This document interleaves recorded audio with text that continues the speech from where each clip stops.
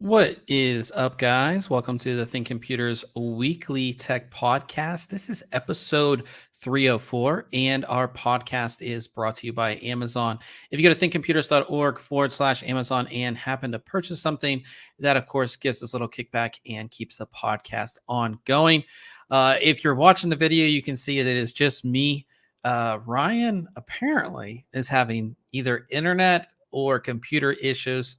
So hopefully he will be joining us here shortly. It is kind of weird doing the podcast here by myself to start out, but we're going to get through a bunch of stuff. We have launches, we have new products, we have some really big news as far as Intel goes as well. Not as much on the product side, but on kind of what what they're going to be doing here in the United States, which is really cool as well. So if you do want to follow along, we have our full show notes page that is listed in the description of this video.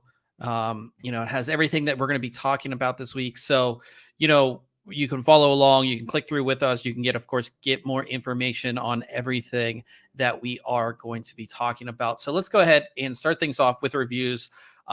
Today was the official review launch. The card actually goes on sale tomorrow.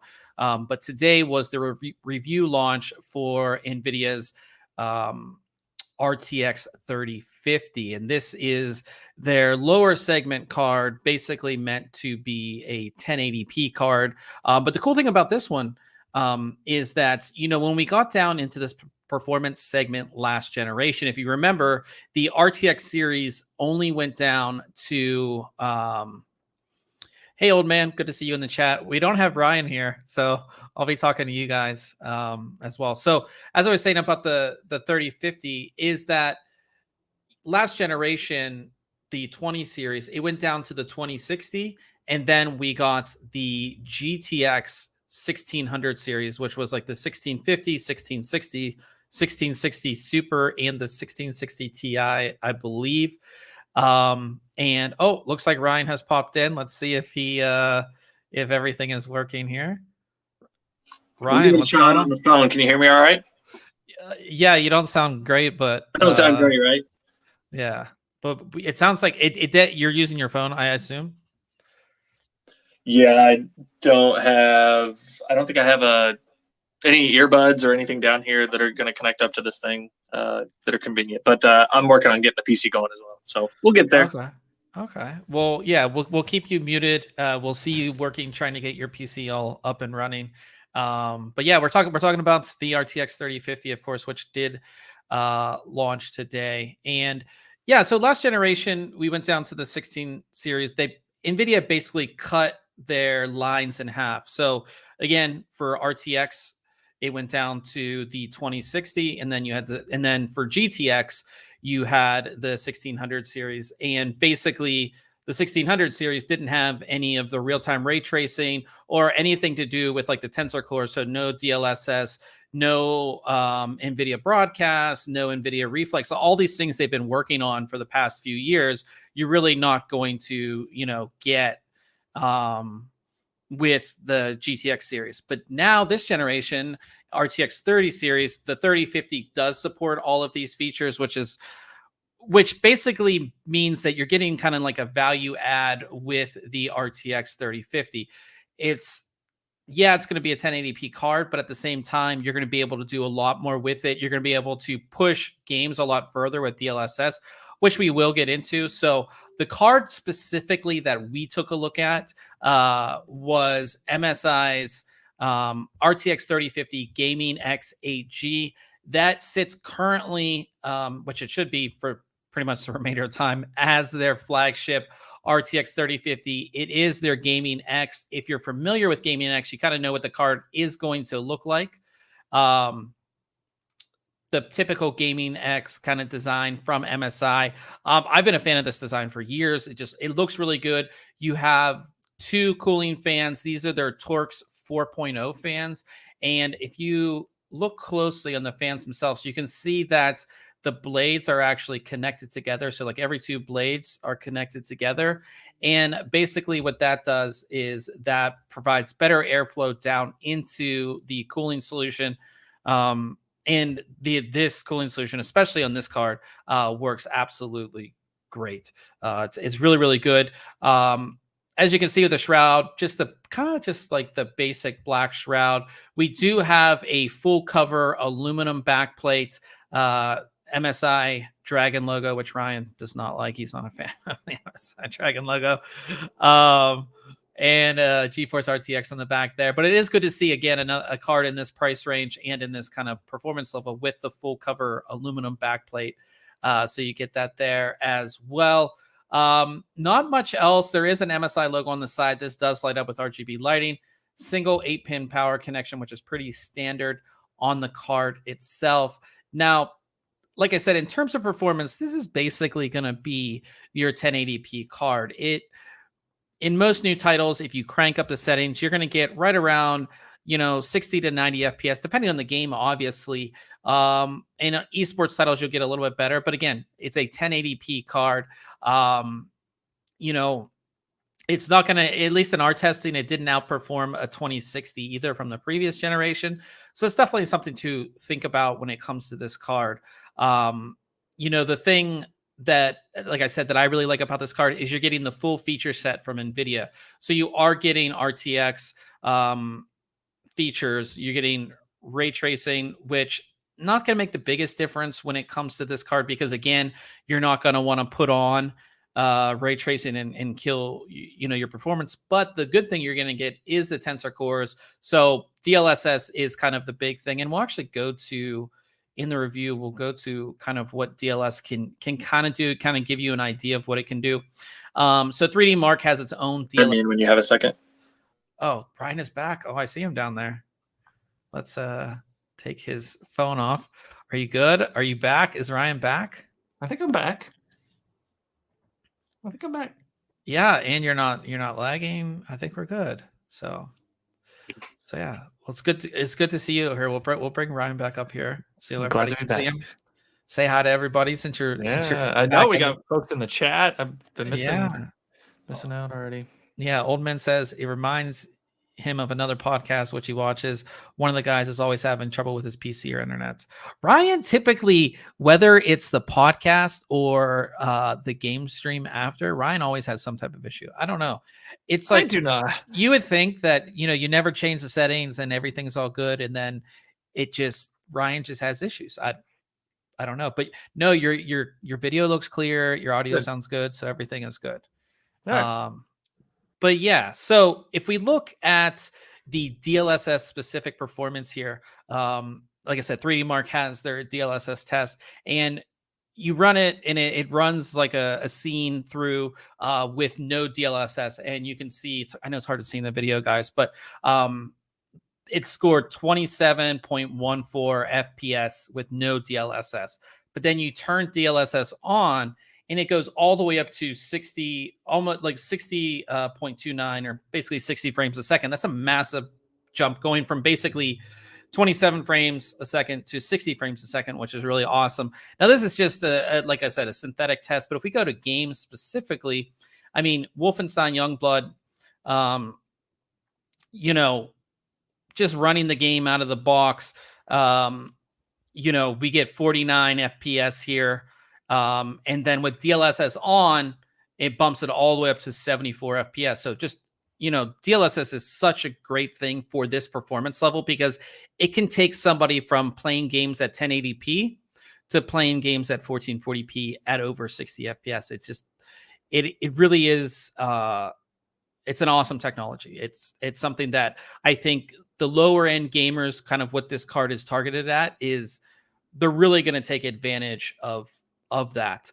And then you can even see too. So again, when we run the game, it gets 49 FPS in our test, and then we turn RTX on and it drops down to 30. You know, that's real-time ray tracing, ray trace reflections. The game's going to look beautiful, but it drops us down to 30 FPS. But if we turn RTX on and DLSS on, it actually brings us up to 52 frames a second. So you can kind of play around depending on your game. If you really want those awesome ray trace reflections, you can also turn DLSS on at the same time and get back a little bit of that performance hit that you would take from turning RTX on. So that's what I think this card really is. It's more like it's again, we said this about the AMD, the 6500 XT, which was really gimped, I would say, that we have another card at around $200. That's a 1080p card for how many years in a row, right? But the thing that's different about this card specifically is that you get the extra feature set. So you can do so much more. And even from last generation, from like the 20 series, NVIDIA has increased what you get with that feature set. Like, you know, we have a full NVIDIA broadcast suite, which takes those tensor cores and allows you to do, NVIDIA broadcast has the voice built into it. So, you know, you could do AI noise cancellation using those tensor cores in your GPU. You can do the background blur or whatever you want to do on your webcam if you're doing a game stream or just a live stream or even a Zoom call. You can do all that kind of stuff. You have NVIDIA Reflex as well. I mean, they're continuing to add on to what the RT and tensor cores can do. So I think it just gives you a value add that you would get over, say, like an AMD card, at least currently. I know AMD does have some stuff, but it's not up to snuff, I would say, compared to what NVIDIA is doing. Also, NVIDIA has worked, especially since, first generation RTX, they've worked with a ton of game developers to get real-time ray tracing as well as DLSS in games. So you have a lot of games that will support these technologies as well.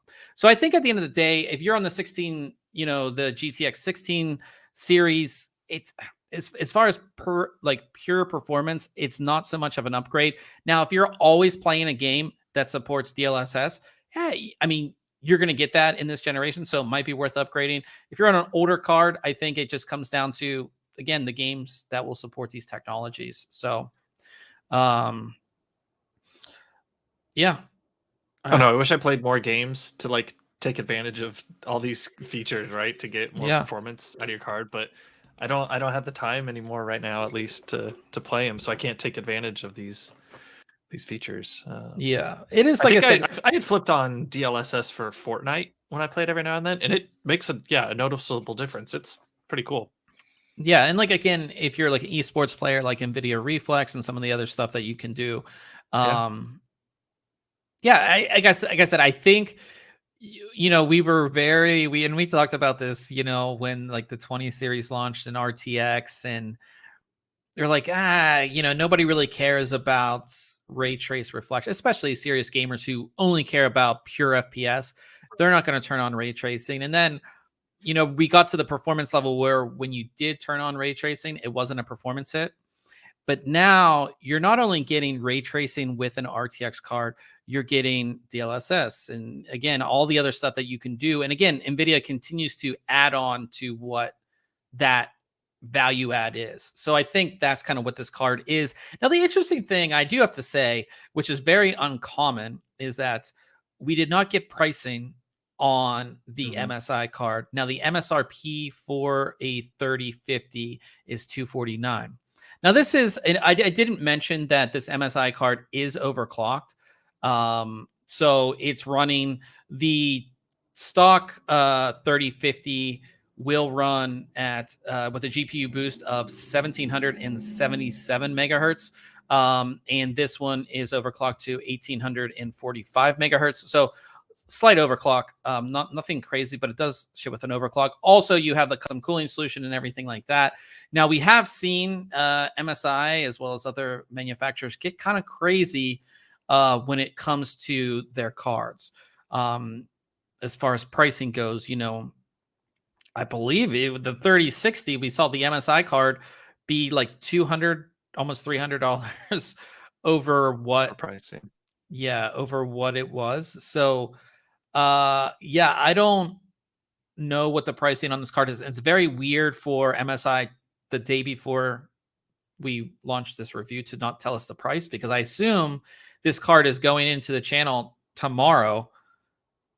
So I assume they have pricing. I don't know if they didn't want to tell us the pricing because it is kind of crazy. I'm not sure, but it is a little weird. I would say if these sell, and again, when you get into this price range, this is all about value for the consumer. So this is somebody who wants to spend $250 at max $300 on a graphics card. And if we're going to see aftermarket cards like the MSI card go for $100, $150 over MSRP, it's not worth it for the consumer because it puts them in the next level. It puts it in a 3060 level as far as getting like a reference card or, a Founders Edition card. So yeah, but I like this card. I think it's a much better value than the 6500 XT. We didn't test that card. We don't have one of those, but I mean, that card was basically a disaster from when it came out. So yeah, I like this card. I like the MSI card. It just all comes down to price. And we didn't even talk about it. And this is kind of the theme lately, is obviously not only MSRP pricing, but if this card sells out, if scalpers are buying it, and if they're going to charge crazy prices on eBay and other places. So we don't know. Obviously, that's tomorrow when the card comes out. I would say wake up if you want to pick up one of these cards.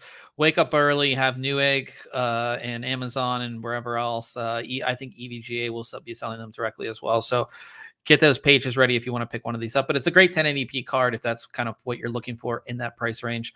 Hopefully the prices stay around that 250 mark, 250, 300 mark for the card. Yeah. So yeah, check out the review if you're interested in that. I also we finally got our Alder Lake system set up, to do Alder Lake motherboard reviews. 12. I went out and I bought a, which was kind of hard to find. It took you a little while to find one. Yeah, I went out and bought a Intel Core i9 12900K to do all the testing. So everything that we just got recently. So the first motherboard that I'm taking a look at is the Asus ROG Maximus Z690 Hero. Maximus is their flagship line. So there's, I think, 4 boards in the Maximus line. You have the Hero, you have the Extreme, the Apex, and I'm probably missing. There's one other one in there, I think. But in any case, this is kind of your introduction, or this is the lowest priced Maximus board that you're going to get. And when it comes to Alder Lake, one of the biggest things you need is good power delivery. You have 20+1 power phase design on this board. And it has everything you're going to want in Z690 as well. USB 3.2 Gen 2x2, dual Thunderbolt 4 ports. You have 3 M.2 slots and an M.2 add-in card, which we'll talk about as well. Wi-Fi 6E, 2.5 gig LAN, sweet, pretty awesome design as well. Let's talk about that card first. So it comes with this full-size expansion card. It's called the ROG Hyper M.2 card. Of course, goes into a PCI Express slot, and then on it are 2 M.2 drives. Now, the first drive is actually PCI Express, or the first slot is PCI Express 5.0. This kind of future-proofs the board. A lot of these Z690 boards, you won't find a PCI Express 5.0 M.2 slot. So this gives you that if, because we don't have retail drives out yet, PCI Express 5.0 drives out yet. But this kind of gives you that future-proof on the board, which I kind of like. And then this one's a Gen 4, so you do have that. Which is kind of, like I said, just a nice little future proof. And again, it does give you the ability to install up to 5 M.2 drives out of the box, which is pretty cool. So if we look at the board itself, it's a beautiful board. I feel like every generation Asus just kind of just does something a little different as far as like their board design, but this is just matte black accents with some silver accents on there as well. Most of the board is covered with heat sinks as well as like dust covers. I mean, it's an excellent looking board. Real quick to go back to the 3050 in the chat, Old Man asked, is the MSRP 250? Yeah, MSRP on the NVIDIA website, it says starting at 249. So yeah, 250. We'll see what all the aftermarket cards go. I think there was the EVGA was supposed to be right at 250. Yeah, EVGA has done a really good job of keeping their cards kind of within that, and even their higher end aftermarket cards aren't like the 150. They're not crazy overpriced, which we've seen some other companies go a little crazy on that front. So the newest thing on Z690 motherboards is the socket. So we go from LGA 1200 to LGA 1700. Socket, I mean, it is you're not going to put an older processor in here, obviously. And if you did have an older cooler, you do need to get an adapter. Almost all cooler companies, if you bought a CPU cooler within the past couple of years, they have offered an LGA 1700 bracket. So you wouldn't have an issue with an older Intel cooler that you did have. You have dual power delivery on this as well. Like, it's not mandatory, but if you are going to be doing overclocking, I would suggest connecting both of these. What else do we have on this board? So we have the flex key button, which is pretty standard on most of the new Asus boards. Basically, this is a reset button, but then you can reprogram it to do other things. So if you don't use your reset button on the board, you can make it go straight into the BIOS. You can make it turn off the RGB lighting on the board. Like, there's a lot of stuff you can do with that, which is really cool as well. And one of the new things on this board, you see this little button right here? This is the PCI Express release button, or I believe Asus is, what do they call it? They call it their Q latch, I believe.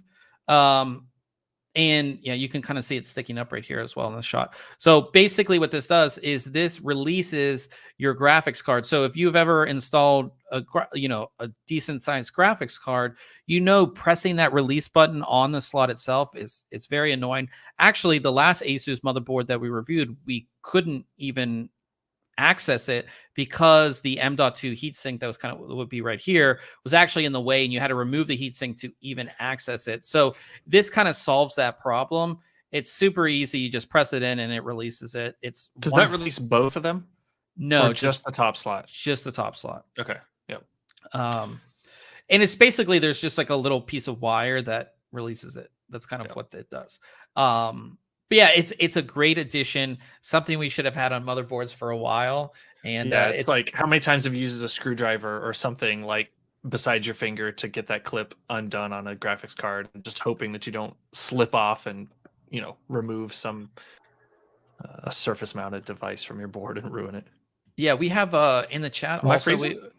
No, you're not. Not that I see. Old Man just said I was. I mean, you might be.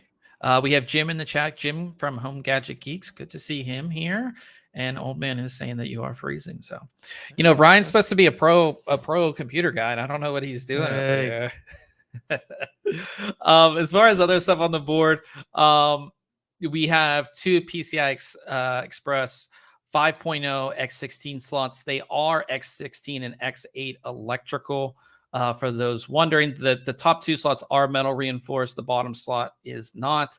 And then we have heatsink. So we have a heatsink here and then heatsink here. And we can, of course, see our M.2 slots. Another addition to this motherboard, which saves time and aggravation, is that the M.2 slots have the little plastic latches on them.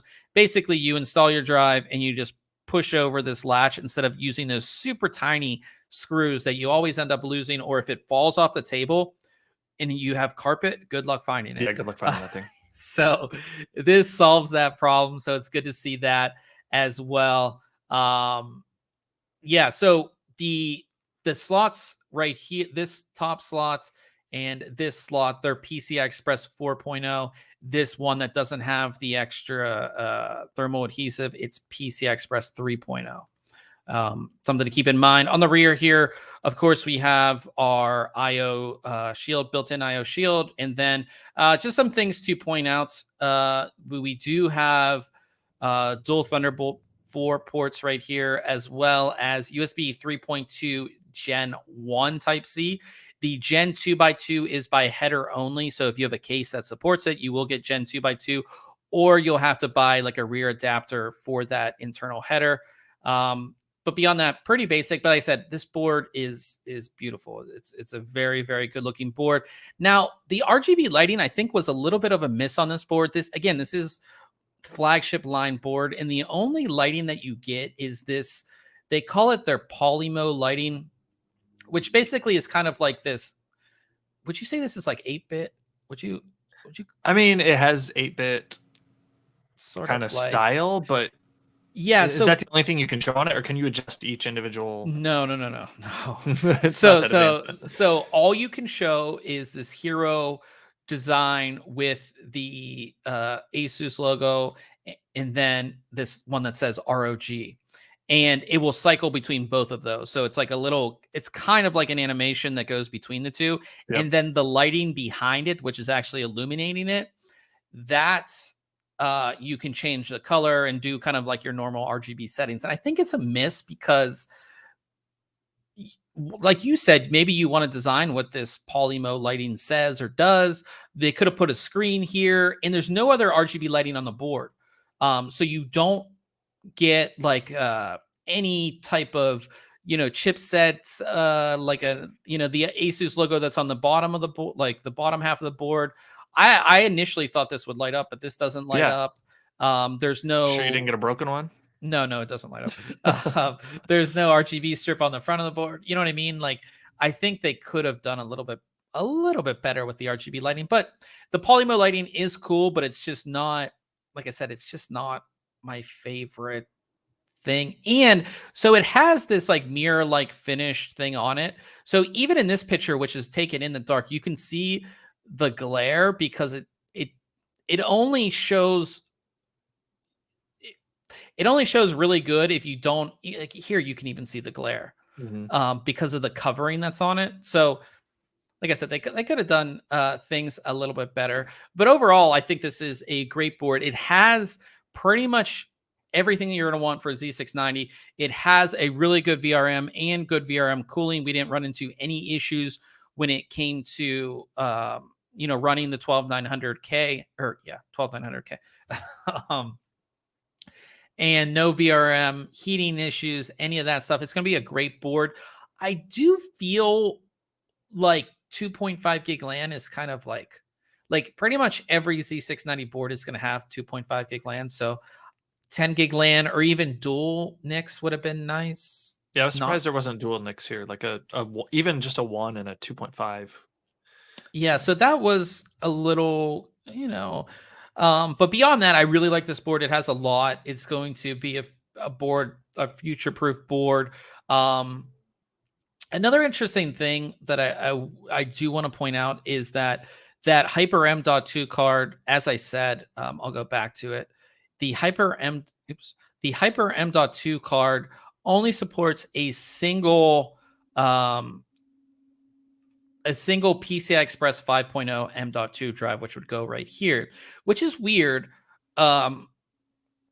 because the second, and you can only install this in the second PCI Express slot as well, but that second PCI Express slot is PCI Express 5.0 X8. It's an X8 electrical slot, which means you could technically run two PCI Express 5.0 M.2 slots because the M.2 slots are X4. So I don't know why they didn't put 2 on this. It's a little weird.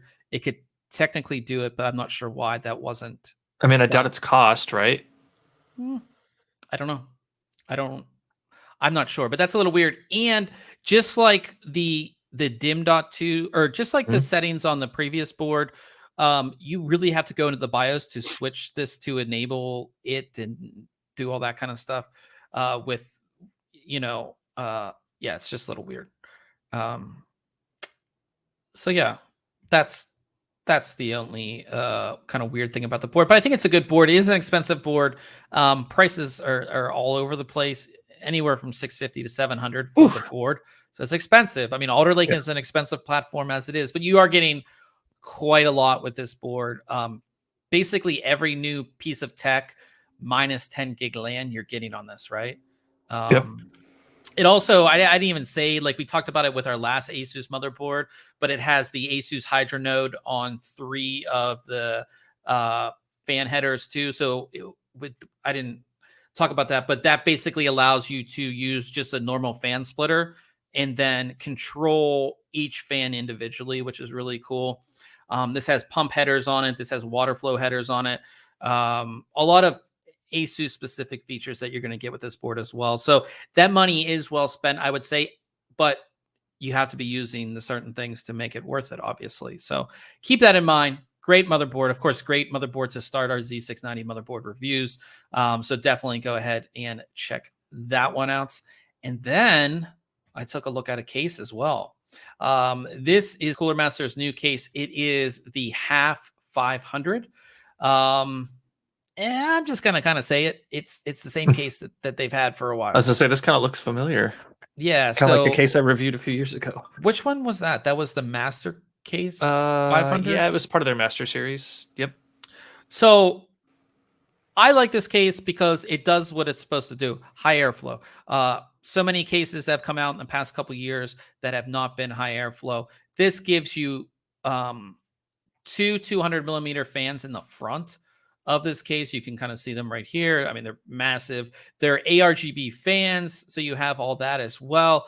This has a controller for the ARGB fans, so you have the 2 fans there. You also have a kind of mid chassis fan right here that you can kind of angle up, and it's basically to kind of push air towards your graphics card, which is really nice as well. So you have that fan, and then you have a rear fan as well, which is an ARGB fan. Lots of fans, lots of airflow.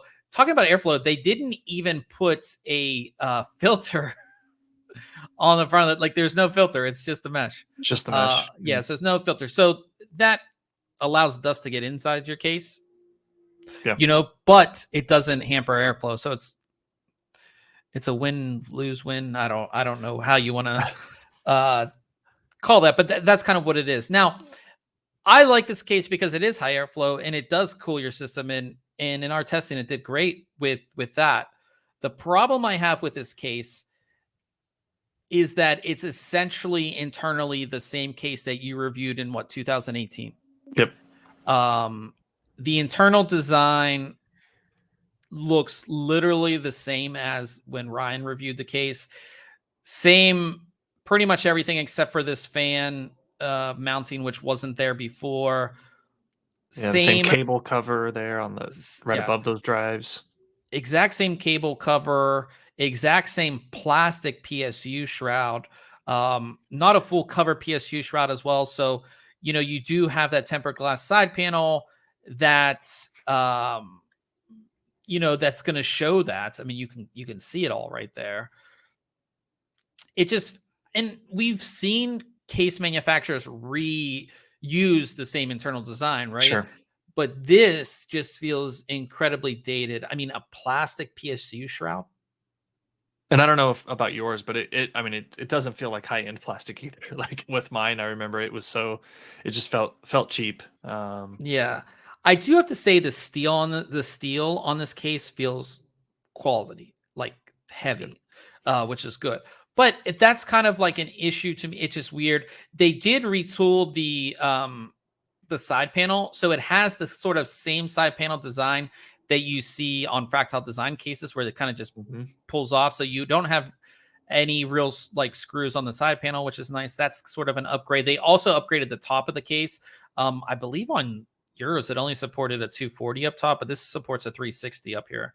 As far as fans, or the two 200 millimeter fans can also fit up here, or 3 140s and 3 120s can fit up here. So you have lots of space for cooling. It's just, Yeah, it's just case, a kind of a refresh of the case. yeah, the case just feels old to me. And it's gonna be 149, which I think is very high for kind of what you're getting. And there's only room for 4 hard drives in this case. This is a big case. Like I mean, you can kind of see it behind me. Like it's like, Yeah, I mean, above those drives that are down. why can't? Yeah, you it's like can right never do it here. right. Yeah, it's like Yeah. it's right here, and I mean, it's a big, it's a big case. So it's like I don't, you know, There's a lot of space there that where like again where Fractal does such a good job to put, you have the option to put a ton of hard drives stacked there. Whereas with this up, you've just got this little tray at the bottom and then a cable management cover to go over it, and just this huge open area where they could have done something with this case where we've seen, obviously the O11 from Lian Li and some of the other people where they're putting those fans on the motherboard tray side, right, to get some extra airflow in there. They could have done something like that I mean, very easily in this case, I think. It just feels like a data case. It does what it's supposed to do. That's the kind of thing that it's like the performance of this case is great out of the box. Like you're getting a lot of airflow. Yeah. You're getting airflow on your GPU, which is typically the thing that's Important, overheating yeah. these days in cases. It does what it's supposed to do, but it's just a dated internal design. And to see, we review cases all the time, and to see what other companies are doing, and then to see this, it was kind of disappointing. That's the only thing. I gave it an 8 out of 10. It is 149. That does put it below Fractal cases and some other stuff. But 149 is not the 100, because when you reviewed this case, when you did it in 2008, yours was 100. Yeah. So it's a $50 premium. I get it. All the fans are ARGB, and there is a controller, with the option to connect it to your motherboard as well. So, yeah, like I said, 8 out of 10. So check out the review. And again, if you're looking for a high airflow in that price range, this is a good case for that. So cool. So yeah, let's move on to Case Mod Friday. And we have another one of these futuristic style builds. This one is Project Capsule H74, which is done by Italian Extreme Modders, who do a lot of these. Like this is kind of like their thing. Like their thing is this kind of. I think this is the Antec Striker again, which a lot of people are using for this type of build. I love the colors on this, the white with the orange. It's always a good combo. Yeah, it goes together so well on this open air design with the water cooling. You have the res right here, which is really cool. That custom res, which I think is pretty awesome. And like that orange plastic, all those highlights, like that piece right there that are just added in there that just add to the case. Yeah, it's just a lot of really really cool stuff on this one. I love these builds. They're futuristic. Sometimes they kind of remind you of like a motorcycle. Yep. This one not as much because it's not really designed to be that, but really cool. And like I said, building the res in there and all of that's really awesome bends too. They're just like, I don't know. I like it. Pretty cool stuff. So definitely check this on light up screen or emblem there that's kind of attached. Yeah, that's like their logo and all that kind of stuff. So check this one out. For sure. That's what you need for your next build. A little logo. No, the case you mean? Yeah, do your I'm trying to figure out, because I'm upgrading my main system, what kind of case I want. So back to the half 500. Old man said, can you change out the front fans for 120 or 140? Yes, you can. It supports 3 120s and 2 140. Or let me go back to the review and I'll tell you. I was just there. It up front 3 120s, 2 140s, or 2 200s.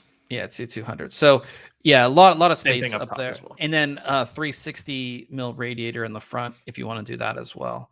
And then Old Man says the build looks like the head of a Robotech. Yeah, I think Capsule H74. It's from something. It's like this is semi-themed, but I just don't know if it's like an anime or what it is. But it's, like I said, very cool stuff. I like it quite a lot. So go ahead and check that out. Also, reminder, we are doing our New Year's giveaway with Thermaltake is still going on. 3 awesome cases to win. The Tower 100 Black, which is this one right here, the small one. We reviewed this one. Great little mini ITX case if you want to show off your build.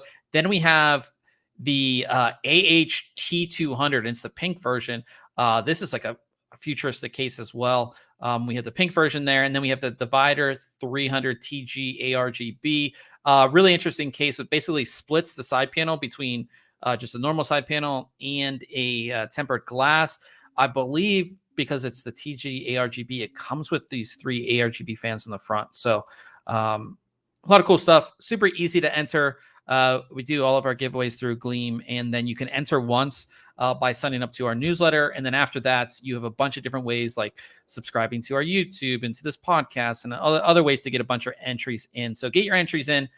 We have 4 days left on this one. So pretty excited to get you guys out some cases if you're looking to do a new build or even just upgrading, the PC that you have now. So very cool. That brings us to news. And this is like a huge story. It's not as huge it's pretty big, as we would think it is, because we cover hardware, not like business related stuff. But this is a massive, we actually have 2 stories this week that are pretty massive for like the tech industry. So like last year, NVIDIA announced that they were going to buy ARM, and ARM makes a ton of processors. And of course, they're who is manufacturing the Apple chips, right? I believe. In any case, ARM's massive company. I believe the deal was for $40 billion. And I believe on the US side, it was all good. But on the EU side, there were some issues, and it seems like those issues were not resolved. And NVIDIA is going to pull out of the deal. NVIDIA could, because of their pulling out of the deal, they could suffer a loss of $1.25 billion. Ouch. Yeah. So I mean, they were going to pay $40 billion for it. Mm-hmm. Yeah, that's a pretty big loss on their part. Yeah. So that's a pretty big deal. Yeah. I mean, as far as like, we weren't really covering it necessarily, or I wouldn't expect anything major to change like with this right away anyhow. Yeah, so pretty big deal. We'll see how, obviously, if you're following NVIDIA, how that affects their stock price and all that kind of stuff. Talking about NVIDIA and graphics cards, we have finally started to go a little bit on the downturn as far as pricing goes on graphics cards. If we look at this graph, which is from, I believe this graph's from 3D Center. You can see here's, May of last year, just, and then we went down, and then we started going back up again. And then we're on a downturn, which hopefully that's a good thing. Hopefully this doesn't go back up. But we're still at 177% over MSRP on the NVIDIA side. And this is NVIDIA GeForce 30 series. And then on the AMD side, the RX 6000 series, we're still 167% over MSRP.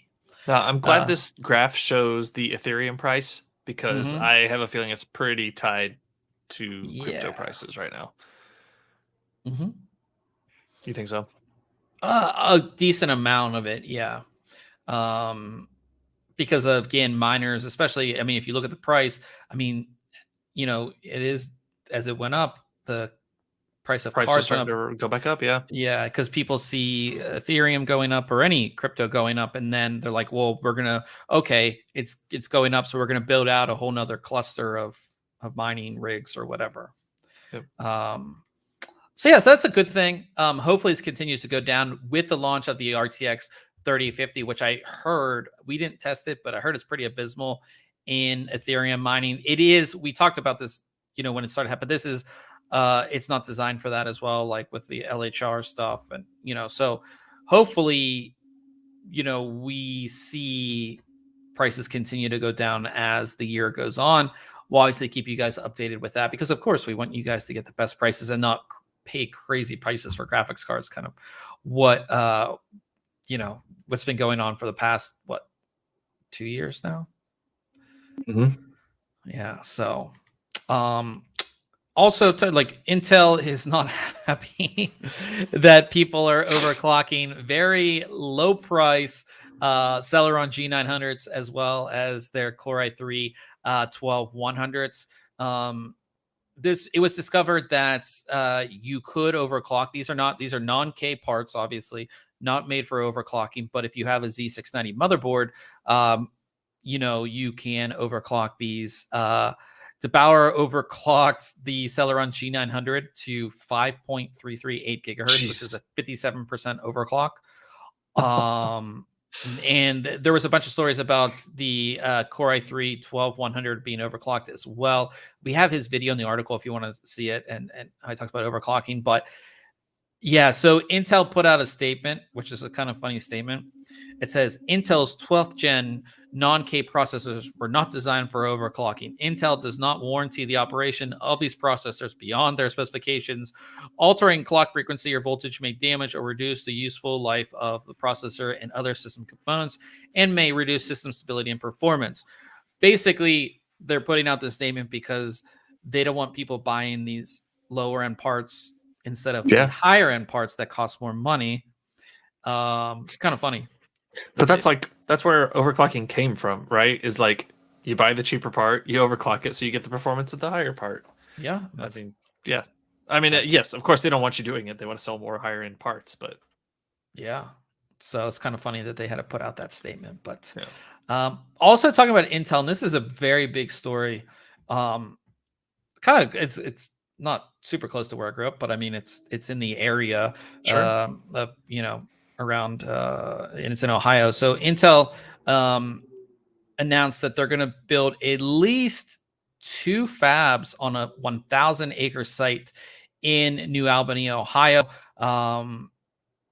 which they say is going to be the largest silicon manufacturing location on the planet, which is going to be great for the area. It said at least up to 3,000 jobs for that area, which is going to be great. Yeah, I mean, we're seeing fabs come over here. It makes sense with all the issues that Intel processors had with security, and they want to bring the manufacturing of chips back to the United States. But like I said, it's also a great thing just for Ohio, I think.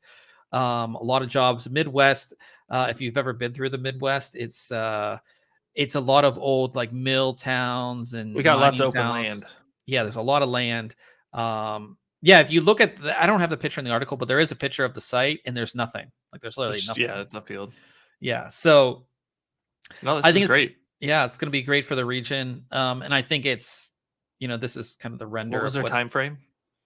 That's 2 to 3 years. That's it. I mean, that's yeah, 20 billion in construction. Come online in 2025. Okay. Yeah. And it's the largest single private sector investment in Ohio history. So it's a big deal for the region. Yeah, pretty cool. Pretty cool stuff. That's very cool. And so Intel now has plants. They have the one in New York, which is decently sized, and then they have this one. There's one in Arizona. There's an Arizona plant as well. Yeah. So, I mean, the more we can get over here, the better. In my opinion. I mean, obviously we're seeing shortages. Not even just it's a lot of supply chain stuff too. So it's like if there's issues with the supply chain, if the product is here in the United States, we don't have to worry about supply chain issues. No, and that's what I was getting at. I was like, yes, I mean, you've got production issues, but you've also got to get it all halfway across the globe, and then distribute from there. So yeah, I mean, at least if they're here, like you've got more options than just containers that are then going to get bottlenecked somewhere else. Yeah, so sitting outside of a port somewhere. Yep. I'm glad that bringing these online doesn't take that long either, right? I mean, yeah, it's years from now, but there is they did announce. I know that there was a $56 billion government in whatever to do that as well. Stimulus or investment. Yeah, investment. Yeah, to do it to get the manufacturing over here because they know that basically, I mean, chips. That's what powers everything. Run everything. Yeah. You know, so that's what is causing car prices to be crazy right now. That's what's, you know, everything. So to bring that over here and not have that supply chain issue solves a lot of problems. So it's good to see. And then, like I said, it's very good for Ohio. A lot of those towns in Ohio need jobs and they need industry. So it's good to see. EVGA announced their Z690 classified motherboard, and I'll see what you think about this one. As long as that orange and yellow isn't like, I don't. Classified's kind of corny too on there, but feature wise, I'm sure this thing's just awesome. Looks like it's got some beefed up audio capacitors there, I'm guessing, next to the PCI Express slots. Yeah, no, it's looks like good VRM cooling. It's got the 90-degree connections for power, which we like and have been seeing more of. It looks, you have your dual your BIOS postcode display, power reset. I'm trying to look for the dip switches for the PCI Express. Maybe I don't know what that switch is right there because that's only one. Yeah, I don't know. There's a lot of stuff on these boards. Yeah, it's a, like I said, it's a very, very nice looking board. I'm always a fan of the class. I'm always a fan because EVGA is not a big motherboard manufacturer as compared to, you know, Asus, they're Gigabyte, only MSI, Intel, right? Yeah. They have an AMD classified board. Remember we talked about it. Is it out?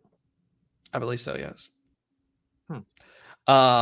But they just do things a little differently. Like they were one of the first people to do the indent, and then ASRock kind of copied it, and the 90-degree things. They were one of the first ones to do all that kind of stuff, you know.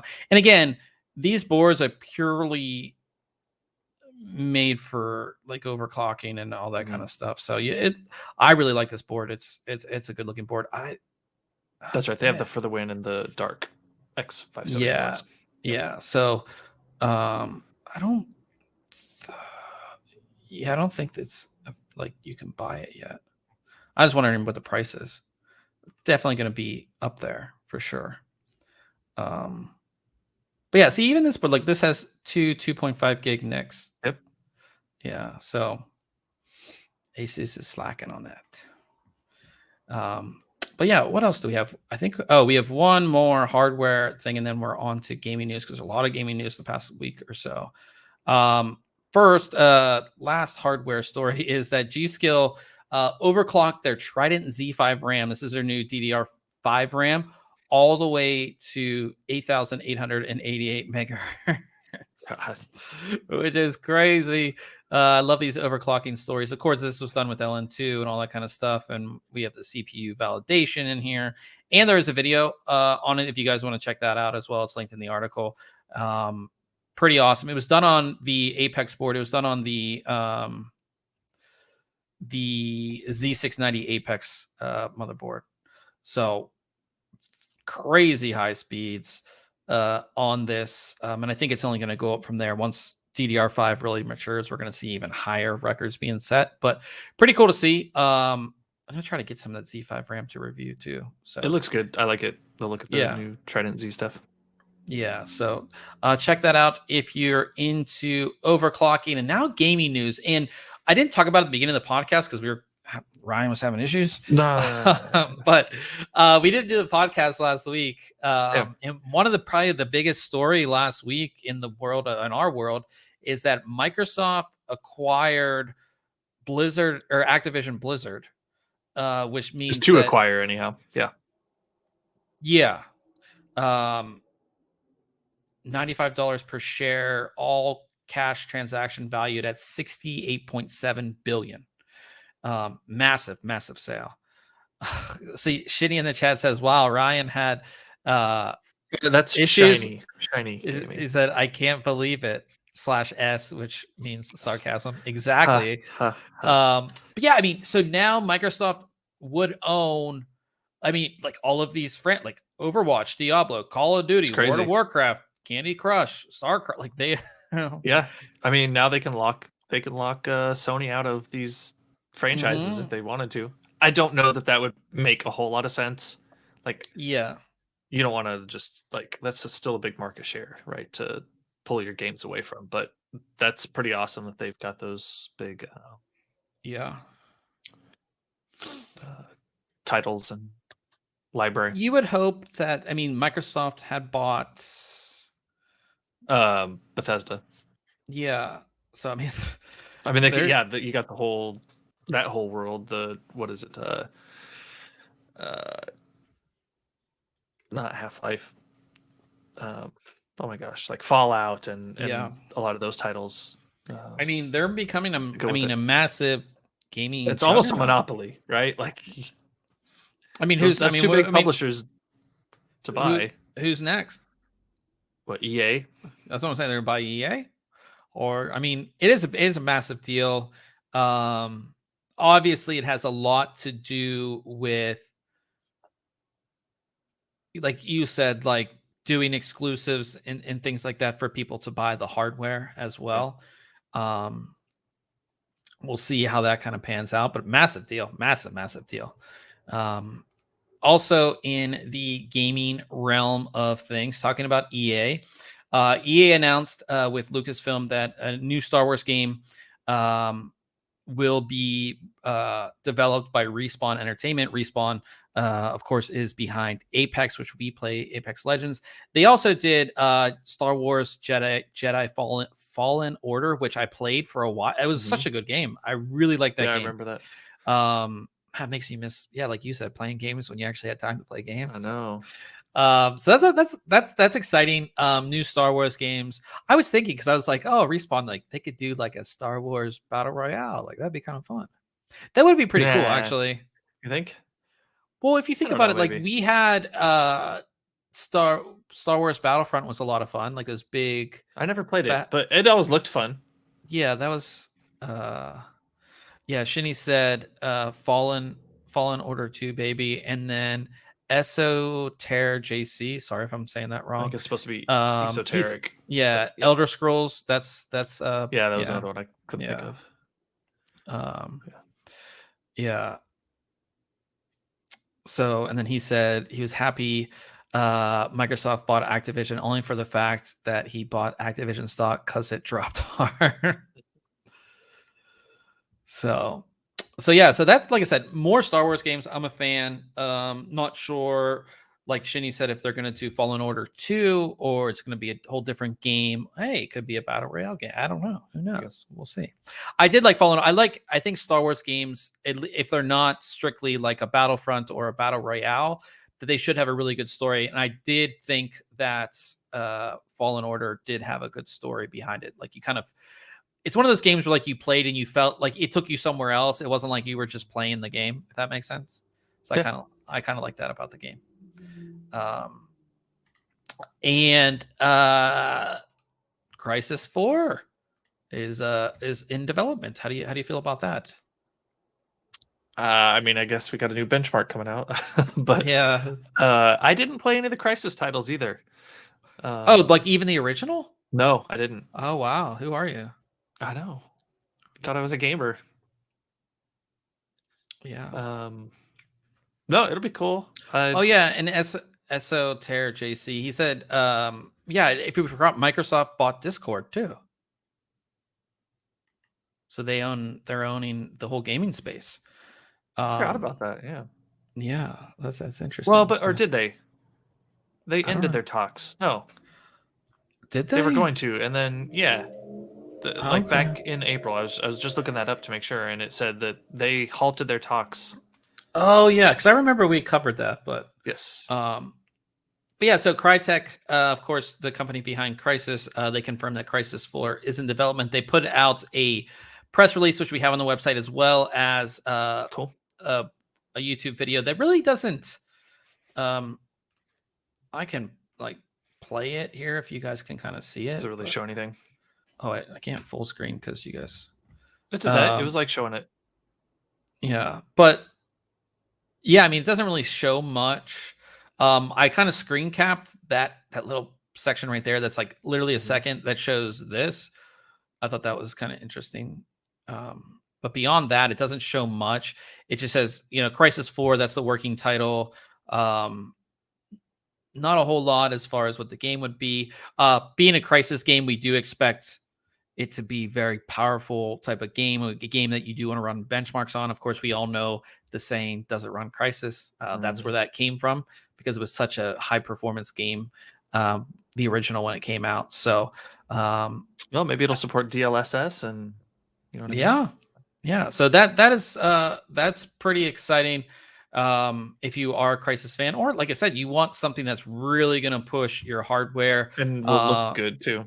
Yeah, will look really good. So obviously just being announced that it's being worked on. So we got probably years of development, at least a year, if not more than that. And then our final piece of gaming news, which is pretty crazy, is that Steam broke its concurrent user record again.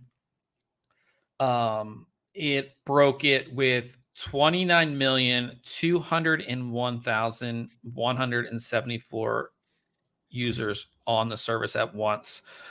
Getting very close to the 30 million concurrent user mark. When was this? What date did they say when it was? Like I forget the actual date, but it was in January. It was pretty recently. Yeah, like within the past week. And obviously the big games that are kind of pushing this, Counter-Strike Go and Dota 2, those have the most users, with 900K and 787K within that past 24 hours when this was logged. Also, it's something that might be pushing these numbers up because they're continually going up. They're not going down. And typically, so we had the holiday season that usually brings the Steam user base up because people are off school or off work, or they just want to be away from their relatives, so they're playing games. That usually brings, of course, the user, peak users up, but that usually drops off after the new year. But it hasn't dropped off like it should. Typically does, yeah. PUBG went free to play recently. That has a lot to do with it either. So a lot of people who, was PUBG like $30?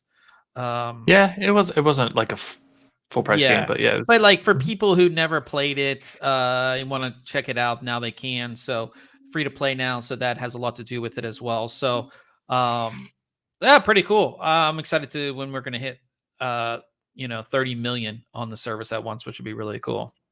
So yeah. And SO Terror JC said he's been a Steam user since November 3rd, 2003.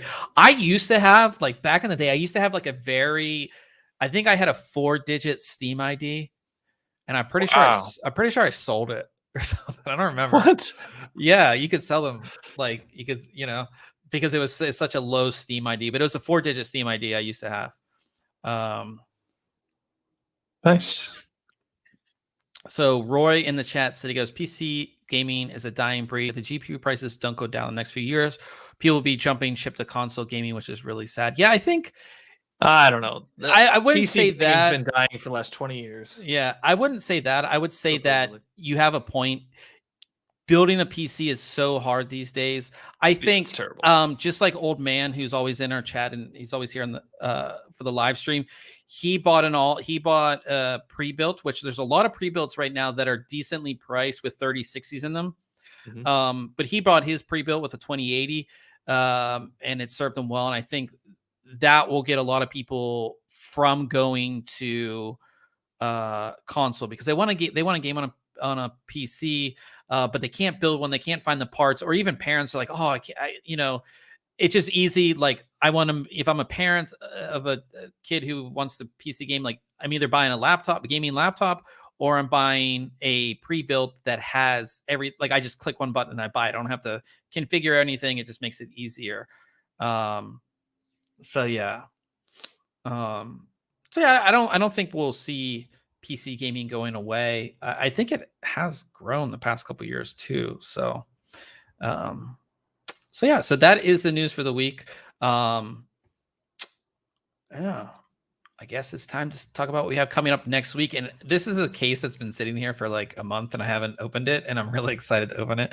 So I'll be taking a look at this case this upcoming week. This is the Height Revolt 3 mini ITX case. Height is a new company. We talked about some of their stuff they launched they announced at CES, some really cool stuff there as well. Just a small little ITX case, as you can see.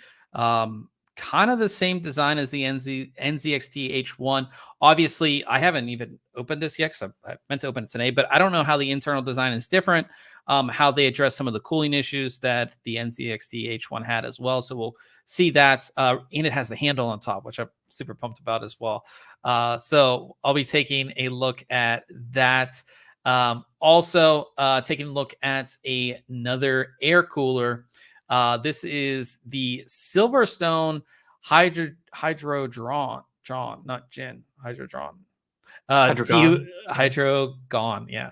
D120 ARGB, dual fan, dual tower cooler, with of course ARGB lighting. Sweet. It looks like 6 heat pipes on this. So I'll be excited to test this one out for you guys as well. So definitely stay tuned for that. End of the podcast, we talk about any tech. Anybody want to throw any questions in the chat? And anything like that? Ryan, have you done anything tech related? I don't think so. No. Nothing. Not that I can think of. No. Been kind of slacking on that. I mean, I bought that Commodore 64 and I still haven't done anything with it. It's just sitting here, but one of these days. I got some time off coming up, so maybe I finally made a tech. I guess it's a tech purchase that I've been wanting to do, and I still got kind of screwed on the price because over like the holidays, it was down to $119, which I was like, oh, I should buy it. It was like sitting in my Amazon save for later, and then I didn't buy it, and then it went up back up to $150, and then it was at $134, and I was like, you know what, I'm just gonna buy it. So I've been needing a light for my living room, and I was like, oh, I gotta get like a smart light. You know me, like I have to have a smart light, and like, yeah, it's kind of cool if it changes colors. Like I don't just want the normal light. And Govee has their Lyra, which it's like this kind of light bar basically. And I literally got it today. I hooked it up. I do like it. I think I haven't, because it was light when we started the podcast and now it's dark. So I don't know how it's going to look in the dark, but I needed something to light up that room. But super easy to set up and put together. I always say that Govee is a great alternative to NZXT and not NZXT.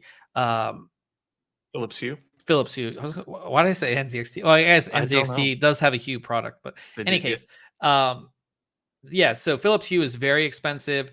Govee is about half the price on most products, and their app is great. Everything can be, it works with all your smart assistants and all that kind of stuff. So, I think, like I said, it's pretty cool. Like I haven't really had a whole lot of time to test it, but it's like the first piece of tech that I bought in a while, I think. You showed me a picture of it in the corner, and it looked good. And like I said, I want to see what it looks like once it's dark. But I think it looked good. Yeah. So everybody in the chat you did nothing tech related. That's no fun. Everybody in the chat's talking about graphics cards and stuff. Roy said consumers should not be forced to buy a pre-built just for a lower price on a GPU. I 100% agree. I think that especially if you're a first-time builder, like building your first PC is so fun, and it's a learning experience, and it's something I'm sure, Ryan, that you'll do with your kids. It's like if you're doing it with your kids, it's a bonding thing, and you learn so much. It's just a lot of fun, and just like anything you get, if you build it yourself, you appreciate it so much more. It's not just like a box, and it kind of sucks. It's just that these all the companies that are doing pre-builds, they have the inventory of the GPUs, that they have the GPUs in, and that's what it kind of sucks about it. And then Old Man says new cards are underwhelming at their price point. Also, yeah, I think I saw this meme on Reddit that was like, NVIDIA RTX 30 MSRPs are like a marketing ploy. Like, like the change my mind meme. Steven Crowder. It's that. It was like, the we're getting less for our money right now. That has a lot to do with chip shortage, supply chain issues, and just like, again, the company's kind of figuring out that they can charge. People are gonna pay it. Yeah, people are gonna pay it. So that kind of sucks. So we are going to wrap things up here. If you guys want to continue to talk tech and everything, jump over to our Twitch. Ryan will have the stream up. Hopefully, if he doesn't have computer issues still, twitch.tv/ThinkComputers. Go on over there. We're going to be playing some Apex Legends again. Hopefully, if Ryan doesn't have issues, I guess I could stream, although I haven't opened OBS in a very long time, so that'd be kind of fun to set up. But in any case, we are going to be over there again, twitch.tv/ThinkComputers. Thanks everybody for coming out. Of course, Old Man in the chat, Roy Marr in the chat, Esoter JC, hopefully I'm saying that right. Shini, if you're still in the chat, thanks everybody for coming out, and we will see everybody next week, same time, same place.